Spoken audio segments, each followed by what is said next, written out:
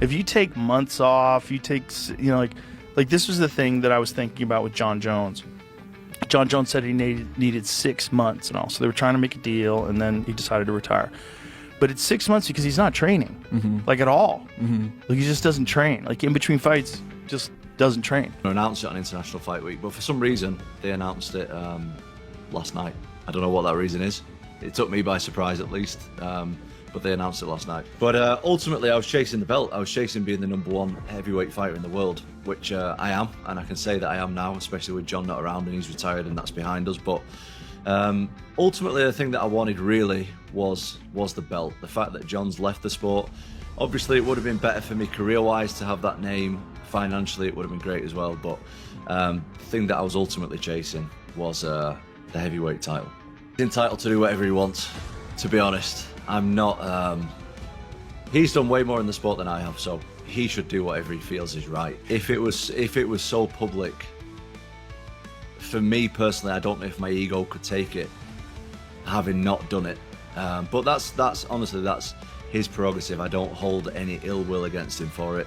For nearly a year now because of this.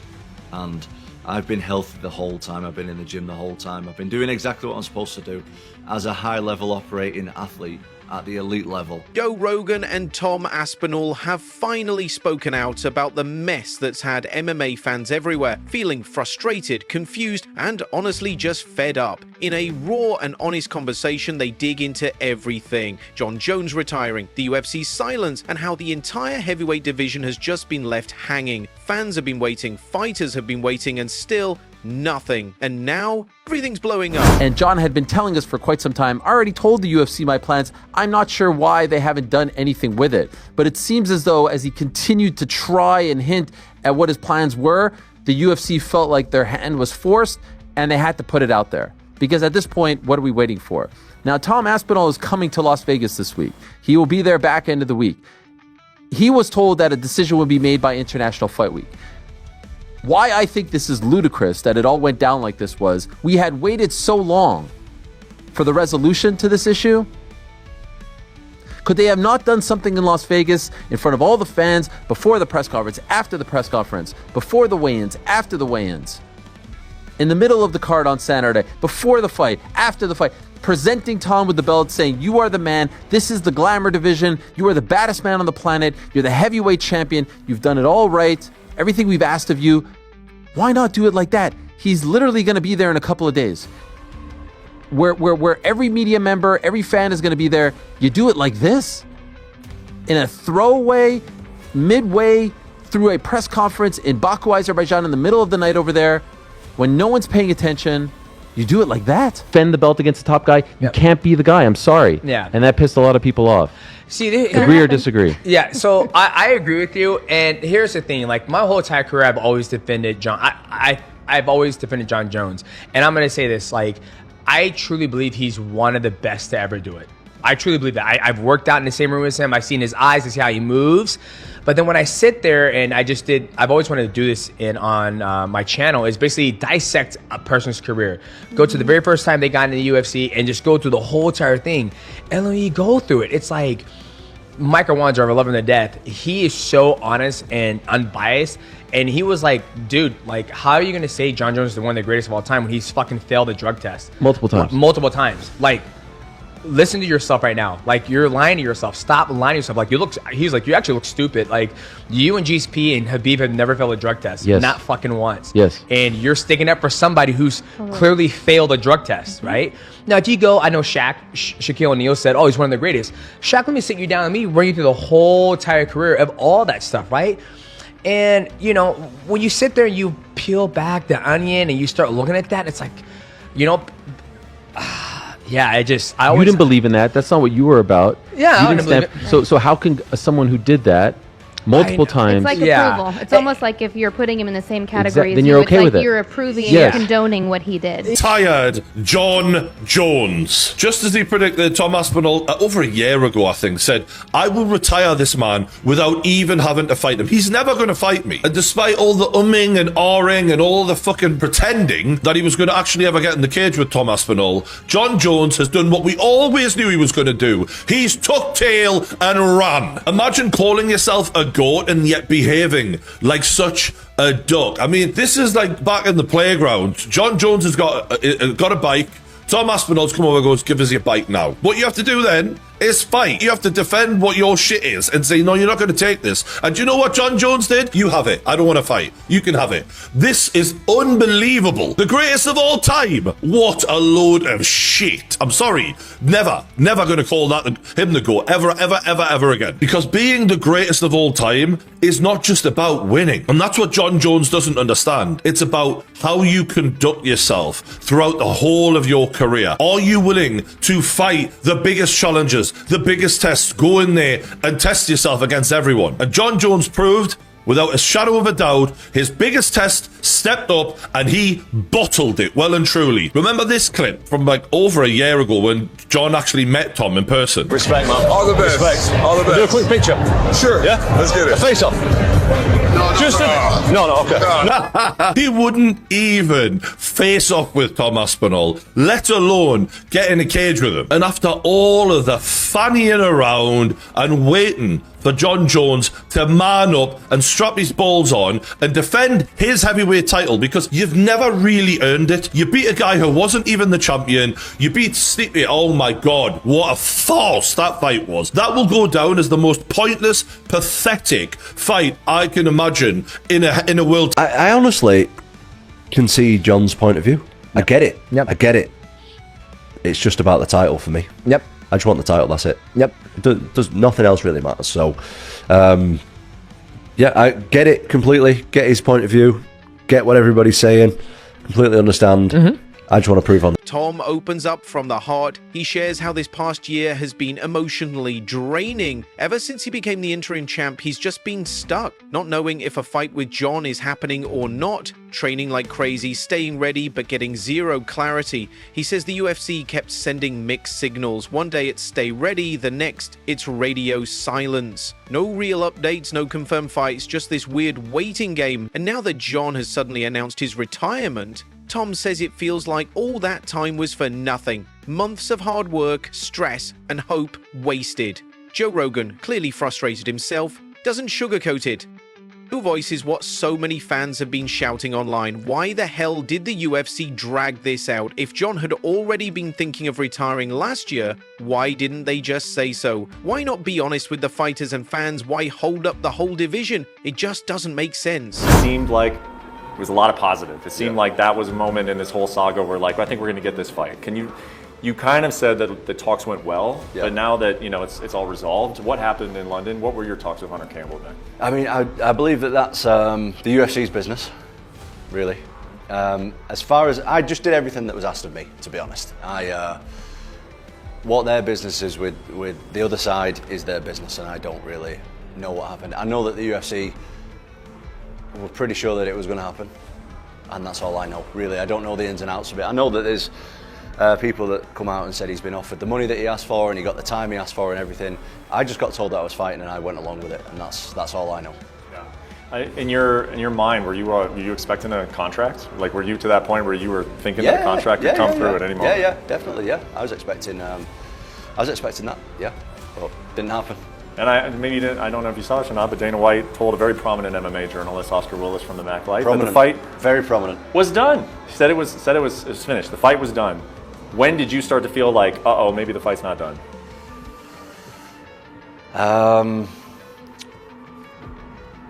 I don't know, because he was putting a lot of stuff out on social media, but people were always like, he's just playing mind games. He's gonna sign the contract, but then he just didn't. So when stuff started to come out about him speaking that he's not going to fight again and he's going to retire and stuff, I didn't know what to believe, to be honest. And I thought, I don't know if this is actually going to happen, and then it didn't. So, mate, honestly, I've said it a million times. I was never actually chasing Jon. I was chasing the heavyweight title all along. The face I mean, don't get me wrong, Jon Jones would have been an amazing scalp to have him on record, but the opponent, the guy standing across from him, never mattered. It never has mattered. It never will matter. Like, what was important to me was being the best in the world. So the other stuff was pretty irrelevant. As I said, it would have been a great scalp.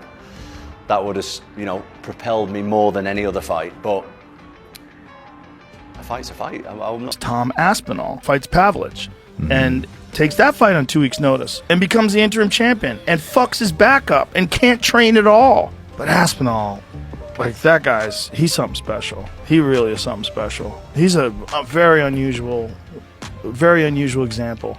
Because he's a heavyweight, and he's a big guy, a really big guy, but he moves so fast.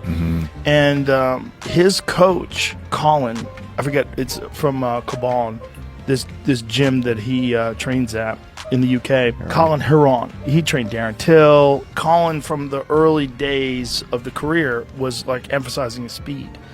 And so his speed has always been like extraordinary compared to other heavyweights. Like, he just fucking moves in. It's all like fast, explosive movements. So he's got natural speed, but then he's also got a lot of training to execute quickly. So when he moves in, he closes the gap. You can see, like, fuck, he's fast for a big guy. Then Tom drops a bombshell. He says it straight.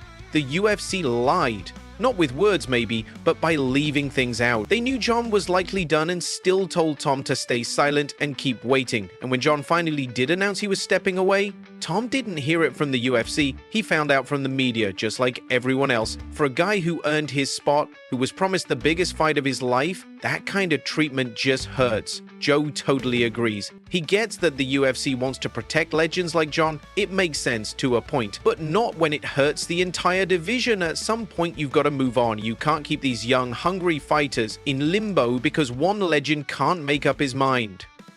It's not fair to the sport. But even in all this frustration, Tom stays calm. He says he's not bitter anymore. He's done focusing on what could have been. Jon's time is over. It's a new era now. And Tom? He's ready, more ready than ever. He wants to defend his belt and prove to everyone that he's not just the interim champ, he's the real deal. He's excited to take on names like Ciryl Gane, Ciryl Gane, if that ever becomes possible. But most of all, he wants to fight. He wants to stay active. He wants to bring life back to the heavyweight division. Exciting matchups, stacked events, real momentum. No more waiting, no more politics, just real fights for real fans. Because for Tom, it's not about chasing Jon anymore, it's about building his own legacy. DC, that this had been part of the conversation. We were hoping it wasn't going to be the conversation just yet. I mean, I selfishly was hoping for a fight between he and Tom Aspinall. I don't think I'm the only one. In fact, I know the whole world was kind of hoping for that. In the end, he is not fighting Tom Aspinall. He is retiring from the sport of mixed martial arts, announced by Dana White on Saturday. Your initial thoughts to the announcement that Jon Jones is officially retired from mixed martial arts? So my first thought, it was like, he actually did it. He actually did it. You know, like, I didn't think that he would walk away. I didn't know that, you know, he would allow for or would be able to handle what comes with making this decision right now and the optics of it, Brett. You understand what I'm saying? What it looks like to people. I didn't know that his ego would be able to handle walking away. I figured he would fight based on that. But he didn't. And it's crazy. I said something the other day, Brett, and I don't want this to be like me crapping on Jon Jones, but I said something on my YouTube channel. I said, if Jon Jones doesn't fight this guy, he quit. Right? He quit. I said that. And he did. You know, he's out of the game. It's crazy. It's interesting to me that, like, you say that maybe his ego wouldn't have allowed it because of the optics. Dude, he created the optics by just not retiring at Madison Square Garden. Had he retired, it would have been like, he would have gotten a little bit of flack for it, but like not much, I don't think, because it would have been like, hey man, this guy's just done fighting. You know, he's done a lot. He's in his late 30s now. He's just finished. But by dragging it out, he himself was the one that created the optics. Like, when you kind of try and look at this and try to get behind of what happened behind the scenes, what happened here? What was Jon hoping for? Was this just something that he fumbled right from the beginning? What was the UFC hoping for? Like where did this go wrong? Because it just seems like if we were going to end up here with Jon Jones being retired, why didn't we do it in November of last year? Yes. That's a great question. So, Brett, I think his intent was to fight. When did Tom Aspinall knock out Curtis Blades? Was that in the beginning of this year? It was in like February, right? Or January? I'm not exactly sure. Google it. But I think that was last year, actually. Was it you keep before he talking, I'll fought find out. Was it before? If it was before he fought in November against Stipe, I believe that when he beat Stipe, his intention was to continue. I just don't know that when he started to train, it's like, I don't really want to do this no more, and I know what it's going to take to beat this guy. You got it for me? July of last year. So it's been a long time since So he was before Stipe. So Yeah. Aspinall's just kind of waiting. Remember that appearance he had? Aspinall went there.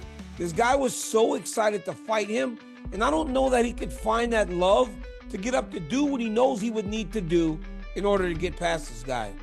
There's a news for the UFC. It's massive news going forward. And I don't hate to say it, actually. I actually love to say it. Everybody on MMA YouTube was right. Everybody that said that Jon Jones was never going to fight Tom Aspinall was right. Everyone that said that Jon Jones was ducking Tom Aspinall was right, and it just got confirmed while the heavyweight champion is healthy and just doesn't want to fight. And again, some people will say, well, he never beat Jon Jones for it, but that's not his fault. I mean, Tom Aspinall did everything he could to fight Jon Jones. Look at this however you want, but the point remains, Jon can still be one of, if not the greatest who have ever fought in MMA, but he ducked Tom Aspinall, and it's clear now. And there's no way to really excuse it. I mean, yeah, you can say Jon didn't feel like Tom was valued enough to fight him, but he still ducked Tom Aspinall. He still didn't want any part of the Tom Aspinall fight.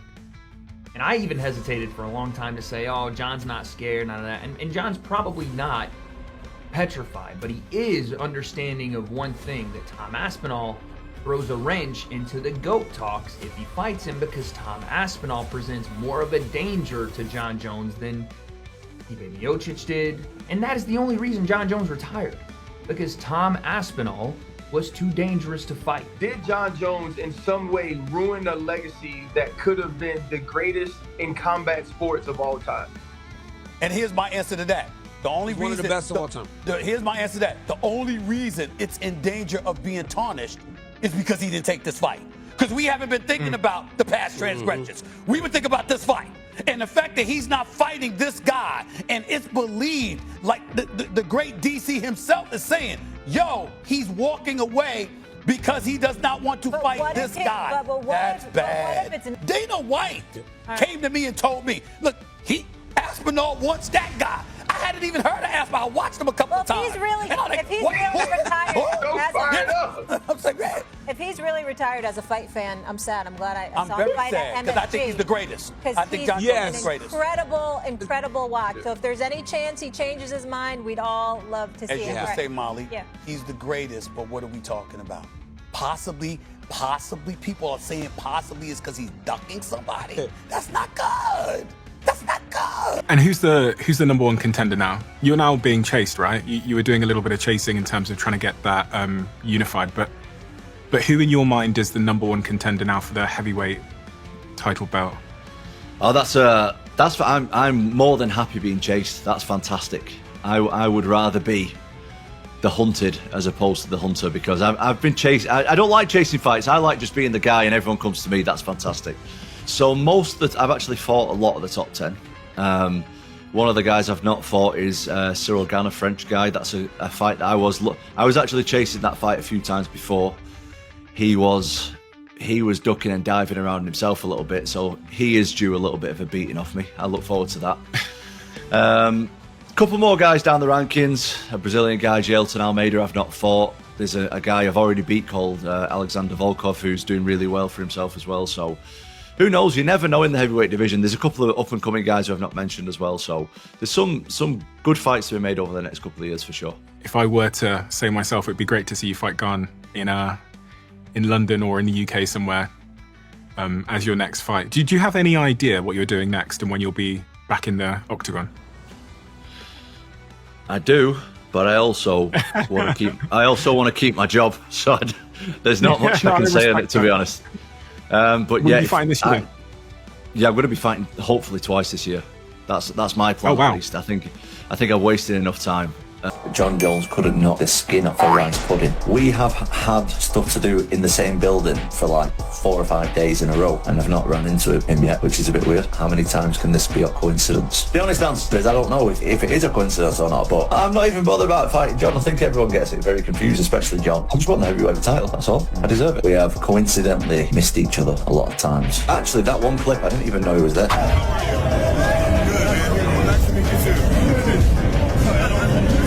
I've not seen Jon, actually. We haven't directly crossed paths, we've just been in. Who wraps it up with a powerful note. He says he sees something special in Tom. The mindset, the humility, the skill, it's all there. A future star, no question. But the UFC needs to do their part now. No more broken promises, no more behind-the-scenes games. Give Tom the fights, he's earned them. Whether Jon comes back or not doesn't matter anymore. The story now is Tom Aspinall and whether the UFC is finally ready to stand behind their new champion and lead the heavyweight division into a new golden era.